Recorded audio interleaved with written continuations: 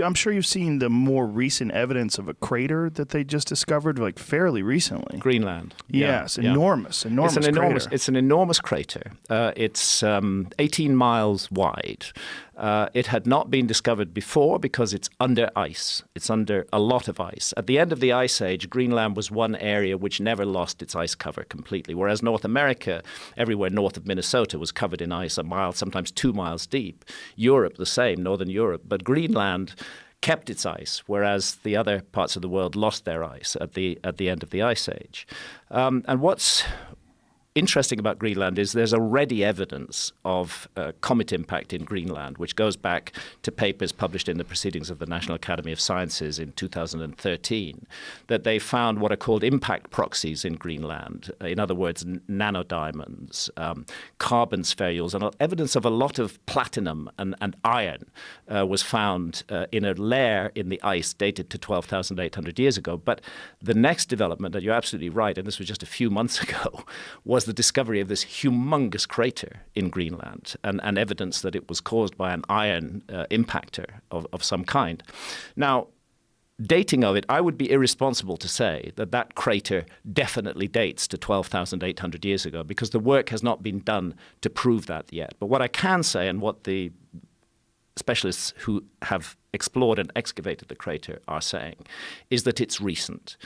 They can say for sure that it happened during the last ice age. Under the crater, is nothing but massively disturbed and destroyed and completely wrecked ice from the ice age, from the Pleistocene. Above it is smooth, perfect ice from our epoch, which is called the Holocene, which began about 11,600 years ago. So all the evidence suggests that this crater dates to that period between 12,800 and 11,600 years ago. But to absolutely confirm that, more work needs to be done. But it's part of a growing pattern.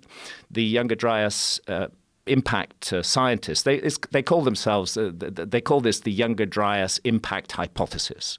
And it's because there was a period in the Earth's geological history that geologists call the Younger Dryas, which lasted for 1,200 years, from 12,800 to 11,600 years ago. It's a very mysterious period. We see all the megafauna dying off suddenly and rapidly. We see rises in sea level. We see a huge collapse in global temperature.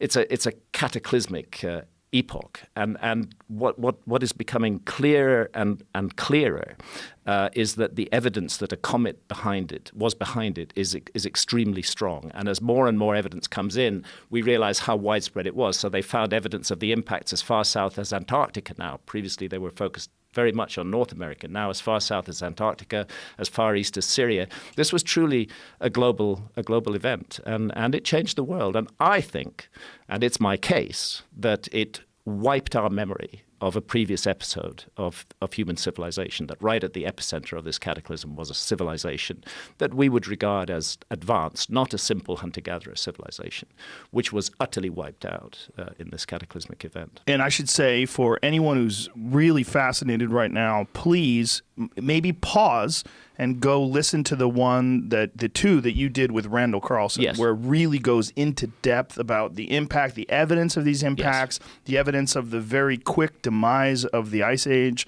and what may have resulted in all these floods that you read about in the Epic of Gilgamesh, that you read about in Noah's Ark, and that all these things are probably tales of stories that people pass down from generation to generation that survive this time. Yeah, because we now know that at that time, between 12,800 and 11,600 years ago, truly global cataclysmic events involving rapid rises in sea level did occur, and suddenly the worldwide tradition of a global flood stops being just a myth and starts being a memory, an account of real events. It's been my privilege to work very closely with Randall Carlson. Yeah, he's amazing. Randall is absolutely amazing. He is a total genius. He's also a gentle giant and such a kind, generous, spirited person. It's a joy to work with him, and every minute spent with him is an education. I had the privilege of traveling across the Channel Scablands in Washington State with Randall, and seeing things through his eyes really opened my eyes to the scale of this disaster. You know, you could look at these giant boulders called glacial erratics, and they just look odd sitting there in the landscape. But when you really consider how they got there,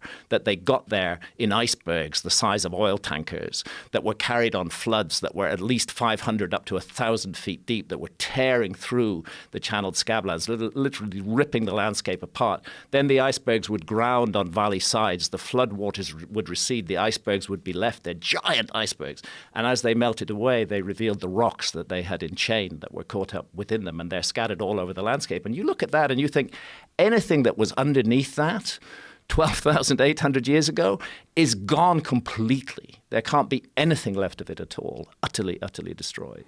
And I would encourage people that are interested in this to please watch the YouTube videos of it, because Randall provides all sorts of video and photographic evidence where you can take a look at the landscape and you get a perspective of how immense this destruction was. Yeah, it's really important to see that, because it's easy enough to talk about floods and cataclysms, but actually to see its effect on the landscape directly it has an emotional impact. I felt emotional traveling across the channeled scablands, realizing that this was the heart of an event that changed the world completely.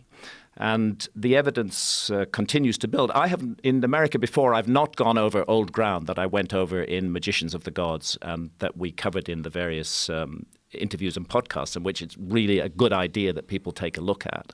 But what I have done is added the new information published since 2015, which further supports the Younger Dryas impact hypothesis and the notion that multiple fragments of a giant comet hit the Earth and created an absolute global catastrophe.